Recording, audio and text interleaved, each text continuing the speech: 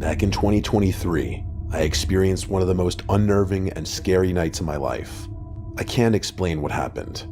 I never liked staying home alone, but after this night, I don't think I've ever stayed overnight anywhere alone since.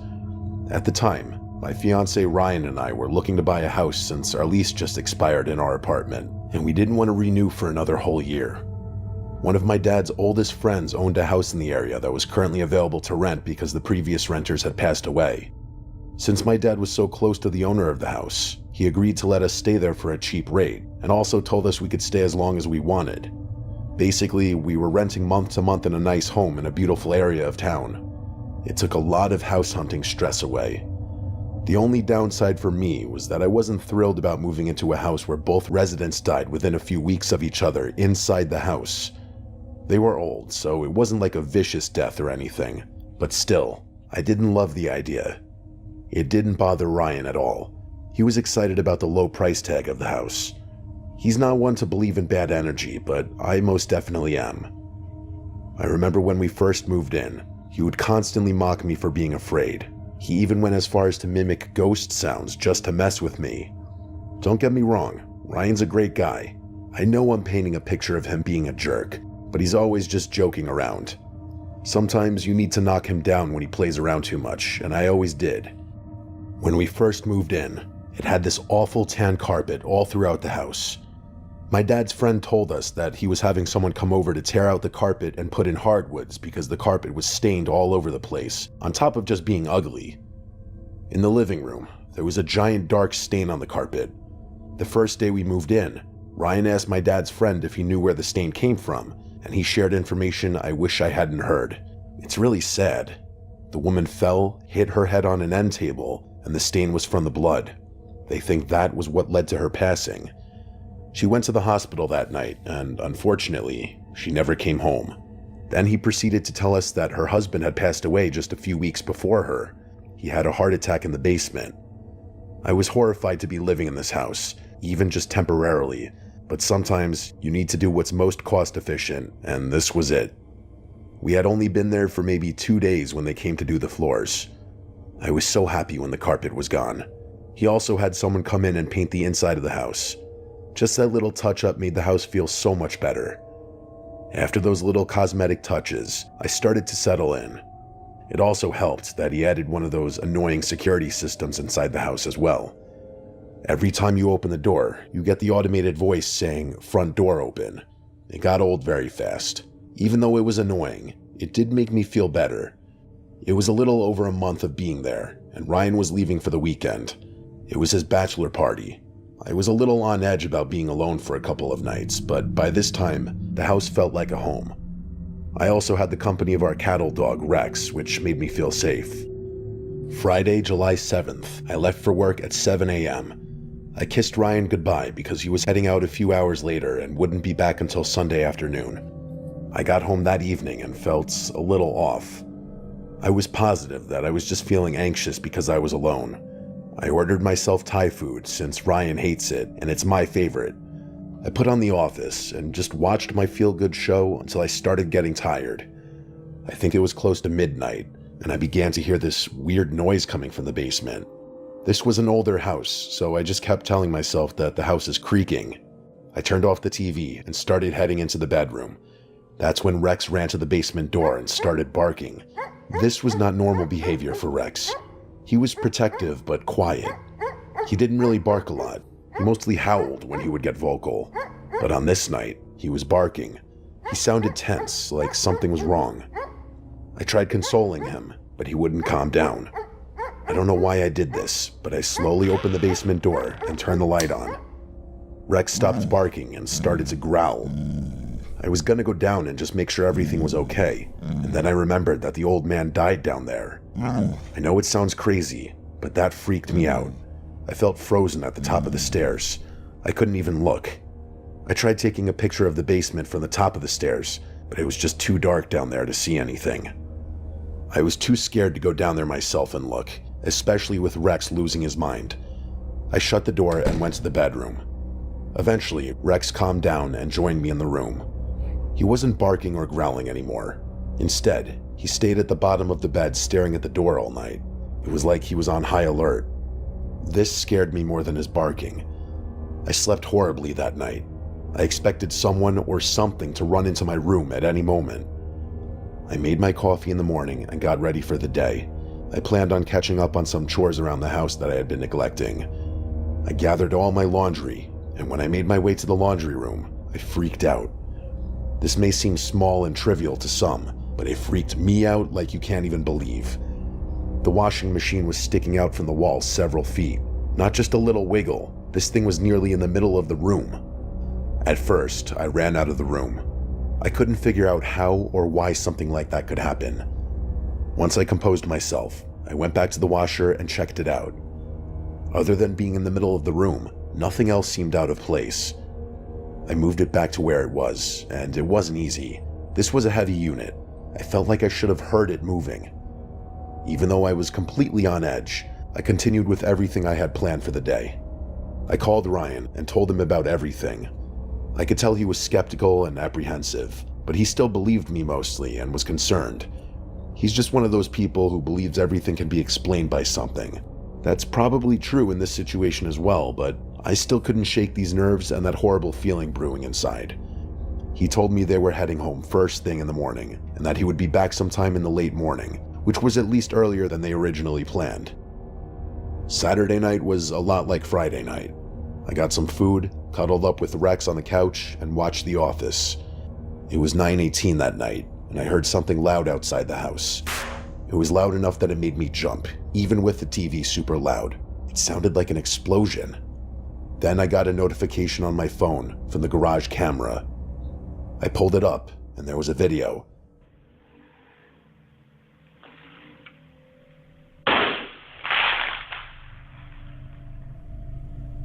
My garage door was open in the video, which is crazy. We literally never used the garage door.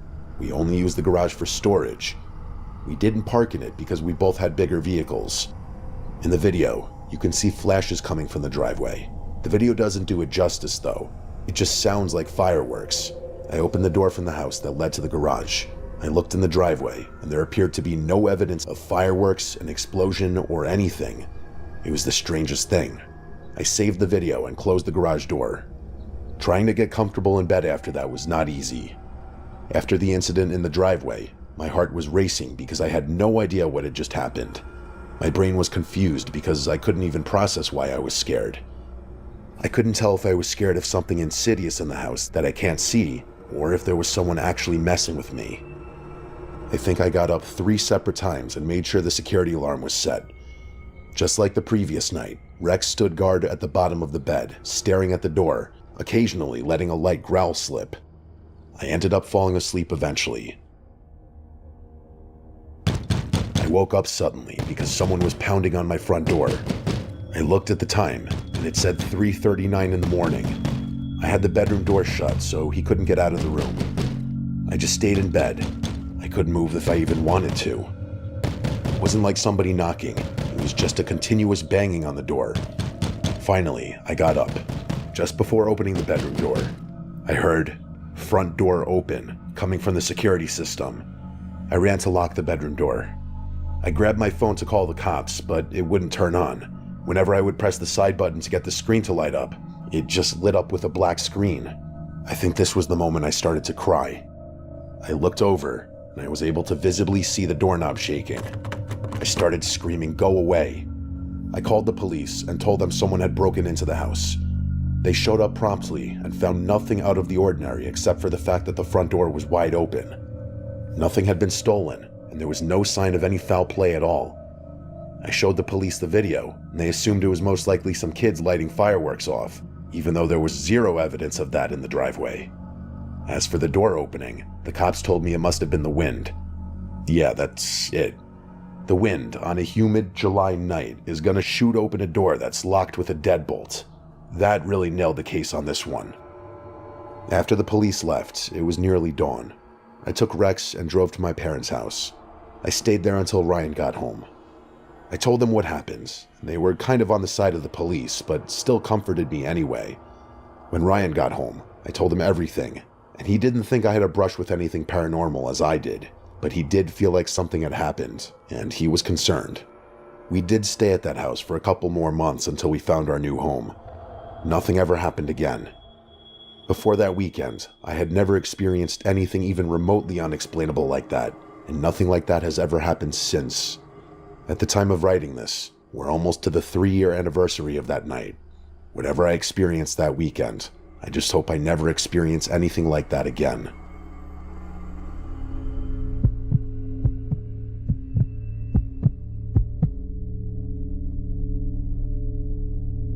I used to live next door to a bar, and I hated it. Thankfully, it wasn't like right next door. There was a line of trees that went all the way around the bar, so I did have some privacy. However, from my driveway, if I looked just right, I could literally see the side of the bar, and that's where everyone would go outside and smoke. Most of the time, it wasn't that bad. It was only horrible on the weekends, or if the local sports team was playing, which seemed like every other day sometimes. I should also say that at the time of this story, I was working retail. That means I worked most weekends, so they would be partying it up at the bar being loud, and I was trying to sleep. It was a great time. Out of all the annoying nights I dealt with, and there were many, one night specifically still sticks with me, and is probably something that will haunt me for the rest of my life. It was a Saturday night, and my best friend Layla was coming over. She's like a sister to me.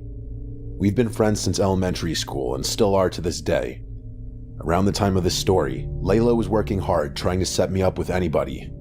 This was kind of before all the dating apps became popular. The apps would have really helped me break the ice. I'm an incredibly awkward person. I've had a hard time interacting with strangers. The thought of going up to a random woman and asking her out seemed more terrifying than the scariest horror movie you could think of. I'm a massive dork, and I love that about myself. I love my comic books, my collectibles, and more than anything, just relaxing at home. It's kind of hard to meet people when being a homebody is the main part of my identity. That's why Layla was trying to be the ultimate wingman. It wasn't going well, though. I had a few dates, but nothing struck. So, on this specific night, Layla came over for dinner and to hang out for a while until her girlfriend got out of work. We had a great night. She gave me some of her classic Layla dating tips to try out next time I go on a date. Around 10 that night, her girlfriend called her and told her she was leaving work. I walked Layla to her car and said goodbye. As I watched her drive away, I heard loud noises coming from the bar. I glanced over and saw a group of maybe 7 or 8 girls. They were clearly drinking and feeling good. They were laughing and talking loudly. I could clearly hear every word one of the girls was saying to her friend. I shook my head, and just as I was getting ready to turn around and walk back inside, I noticed one of the girls looking in my direction. I looked around to see if she could have maybe been staring at someone else, but it clearly looked like she was staring at me. I didn't react because I still wasn't sure if she was looking at me or something else. All the women outside started to head back into the bar, but this woman stayed back a little bit. It was like she wasn't with the group of girls, even though she was standing with them. Then she waved. She had to have been waving at me. There was literally no one else around. I didn't wave back at first. Then she started waving more aggressively. I hesitantly waved back, and she reacted by blowing a kiss in my direction. All I did was smile and go inside. Clearly, it was just a woman at the bar who may have had one too many drinks.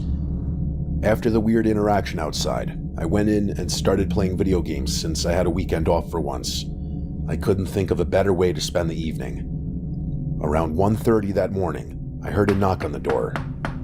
I paused the game I was playing. I heard the gentle knock again. I wasn't that freaked out because of the close proximity to the bar. I've had people show up at my doorstep before. Some people in this town really like to party. I was used to weird things like this happening. Just in case it was something serious, I got up and looked out the small window next to the front door. Nobody was standing there. At that moment, it pretty much confirmed that it was just someone from the bar being an idiot. My heart was racing a little bit, just because hearing a knock at the door at that hour is always a little jarring. I didn't get back on my game right away. I was sitting in my front room, reading something on my laptop. I would say maybe 15 minutes had passed since I heard the knock, and I got up to look out the window one more time, just to confirm nobody was outside. When I looked out the window, I didn't see anybody, but I did notice that the light inside my car was on. When I focused a little harder, I could also see that my driver's side door was slightly open. Again, I wasn't that scared. I was angrier than anything else. It wouldn't be the first time that someone from the bar tried to break into my car and steal something. The joke was on them because I didn't keep anything valuable in my car. The last time this happened, the light inside my car was on all night, and my battery died the next morning. I didn't want that to happen again. I unlocked the front door, went outside, and made my way to my car.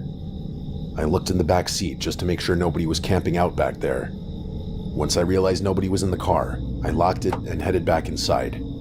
Once I got inside and locked the door, I realized I could smell something. It was like a lavender perfume or something. It could have been Layla, but she isn't the perfume type, and I don't think the smell would have lingered that long. My thought was that whoever accidentally knocked on the door was probably wearing too much perfume and the smell was still lingering on the front porch. I finished what I was doing on the computer, shut down my video game, and decided to finally head to bed. I still felt a little anxious about everything that happened, but I wasn't scared. I put on a movie in bed and tried to drift off. I don't know exactly how much time had passed until I heard something. I turned the movie off so I could hear better. I thought I could hear someone running around the house outside my room. It sounded like light, delicate footsteps, but they were moving rapidly. I moved closer to the door to listen. I heard the sound of giggling. It was a soft, feminine giggle. When I heard the giggling and unmistakable sounds of running around, I completely shut my cracked bedroom door and called the police. I told them that someone broke into my house, most likely somebody from the bar next door. While I was waiting for the police, every minute felt like an hour. Eventually, I didn't hear the running around anymore.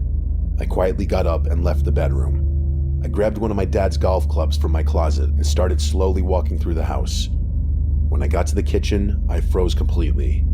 Just standing in my kitchen was a small blonde woman staring out the window. She was wearing an old-looking, tattered pink dress. Then it hit me. This was the woman from the bar who waved at me earlier that night. Before I could even react, she said while still looking out the window, "Hey buddy, I know you're there." Then she snapped around quickly and stared directly at me. Then she started to run at me. I ran to the bathroom, shut the door, and locked it. She kept knocking on the bathroom door, begging me to open it. It wasn't long after this that the police showed up. They were inside the house and knocking on the door. I opened the door and only saw the officers inside the house.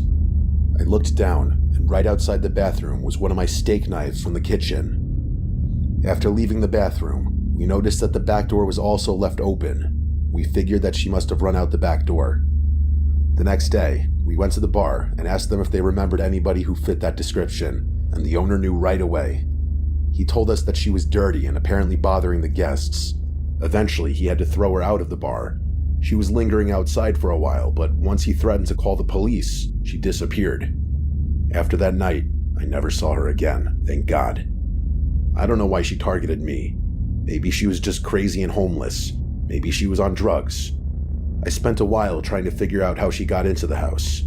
The only time I could think of is when I went outside to shut my car door. She had to have been hiding somewhere near the door and ran inside when I wasn't looking. I'll never forget that night. Thankfully, nothing serious happened, and I'm able to tell my story. I just hope that this woman got the help that she needed, and that she isn't terrorizing more people.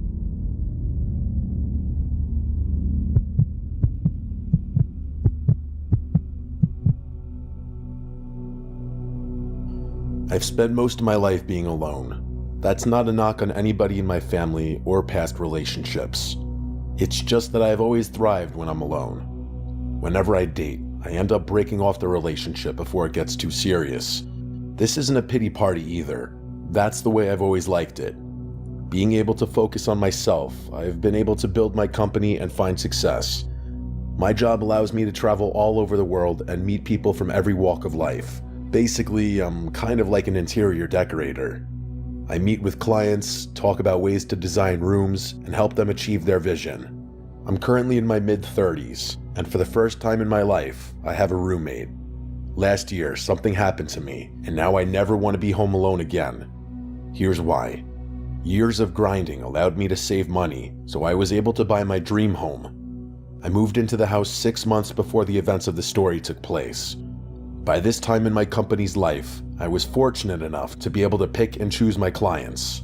Because of the high demand, I unfortunately had to turn a lot of people down.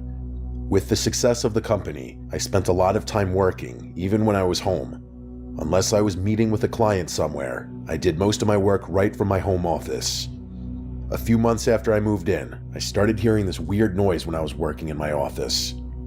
I didn't hear it all the time, just sometimes. The noise was like a shuffling sound.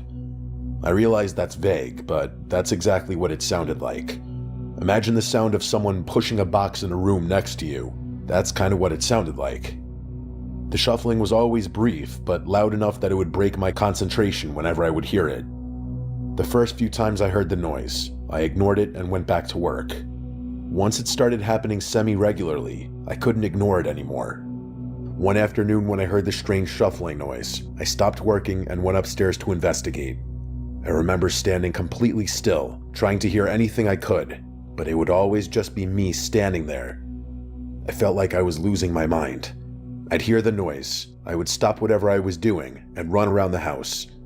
Once I proved to myself that there wasn't anybody walking around upstairs, I thought that it had to be squirrels that must have gotten into the siding of the house. I remember when I was growing up, a bunch of squirrels got under the roof in my parents' house, and it would keep me up all night. Anybody who has had this happen to them knows how much of a pain this can be, not just because they can be annoying running around, but because of the damage they can cause. Once I had my squirrel revelation, my mind was at peace for a little while. I figured I would just take care of it when I had some time. The noise continued for a few more days. Every time I heard the noise, I would write myself another note to remind me to call someone about the squirrels. I had so many other things on my plate that calling someone to deal with this was the least of my concerns. A few nights later, I worked a lot later than I usually would. I didn't get off of my computer and into bed until after 2 in the morning. While I was lying in bed trying to go to sleep, I heard the shuffling sound again. This was the first time I heard the sound at night. I tried to ignore it and just go to sleep, but this shuffling sound was different from the one I would hear from my office. Usually, I would hear the quick shuffle and then nothing, but now, this sounded like continuous movement. It annoyed me enough that I got up, stood on my bed, and tried listening through the ceiling. The shuffling sound stopped, but I heard something worse. I swear I could hear breathing. Just thinking that seemed ridiculous to me. Then I remembered that my house has a crawl space in it that's like a small attic. The crawl space was very small and kind of hard to even get to that I didn't even use it for anything. It dawned on me that my crawl space was directly over the bedroom. I was terrified. If it was breathing that I heard, I didn't want to think about what that meant. Even though I was scared now, deep down, I still thought I was dealing with squirrels. I got myself hyped up to at least look at the crawl space. I had one of the pull-down strings on the ceiling that released a ladder that led to the crawl space. The string was usually secured next to the door. I was short enough that I had to get a chair to stand on just to release the string so I could pull it. I started to pull the string hard because I thought it might have just jammed. Finally, it opened, and I slowly went up the ladder. All I did was poke my head into the crawl space and look around quickly. I didn't realize how scared I was until I was actually on the ladder. It was dark, and I didn't see anything except for 2 giant beams on each side of the crawl space. After my quick glance, I shut the crawl space door. I was starting to scare myself. I went into the living room and turned on the TV. I couldn't sleep. I just kept thinking about someone being in the crawl space, hiding behind one of those beams. At least with the TV on, I could try to distract my thoughts. I started to doze off eventually. While I was going in and out of sleep, I thought I heard the sound of a door creaking open. The sound was jarring enough that it woke me up instantly. I jumped off the couch and scanned the entire room. I didn't see or hear anything at first. I took a few steps from the living room into the kitchen. I still didn't see anything out of the norm. I walked out of the kitchen and into the hall. At the end of the long hallway was my office. Since the hallway was pitch black, I turned on the light. I half expected to see someone standing at the end of the hall once the light was on. I was so on edge by this point. I slowly continued down the hall and into the office. Once again, everything seemed fine. After finishing my search downstairs, I slowly made my way upstairs. Right away, I noticed that the pole string was dangling down, and even more terrifying, it looked like it was slightly swaying. I thought it had to be in my imagination. I was sure that I secured that string when I closed it earlier. Because of how scared I was when I went up there, I thought to myself that it was possible that I could have left the string hanging, as unlikely as that may be. As I walked down the hall, I noticed my bedroom door was almost completely shut. I always leave it wide open. When I grabbed the door to open it, I noticed that the door made a loud, creaking sound. I was terrified. This was clearly the sound I heard a little while ago. What I couldn't figure out is why. I turned on the bedroom light, and the room looked exactly how I had left it. Just as I was about to leave the room, I noticed something. On the floor right next to my bed looked like a small clump of dirt. I got close to the dirt and bent over to look at it. When I was down on one knee, I thought I could hear that breathing sound again. From my position on one knee, I got down even further and looked under the bed. Lying under the bed, staring directly at me, was a middle-aged man. I screamed and fell back on my two palms. The man didn't move, but he shouted, "Hi, Julie, it's okay." I was trying to get up and run, but I felt like I was stuck in quicksand. He just kept yelling, "It's okay," over and over again. I ran downstairs, grabbed my phone, got in the car, and drove off. There's a 24-hour diner near my house. I drove to the diner and went inside in hysterics. I called the police, and they sent a patrol car to the diner to check on me, and then a few more to the house. When they got to the house, there was nobody there. They searched the entire house thoroughly and didn't find him. They found several empty bottles of water and a small pillow behind one of the pillars. I ended up staying at a motel for almost a month. I was terrified to go back home. I spent a lot of money on home surveillance after that. It's been a year, and that person never resurfaced. I don't know where he went, but I know he's still out there lurking somewhere. I have a theory as to who it was. An old family friend of my dad's who he had to cut off for, let's just say, being attracted to me. I think it was him, but it just looked like a much older version of him. If it wasn't, then whoever he was, he knew my name and somehow got into my house, living in my crawl space. I feel like sometimes even locking your doors isn't enough if someone really wants to get in.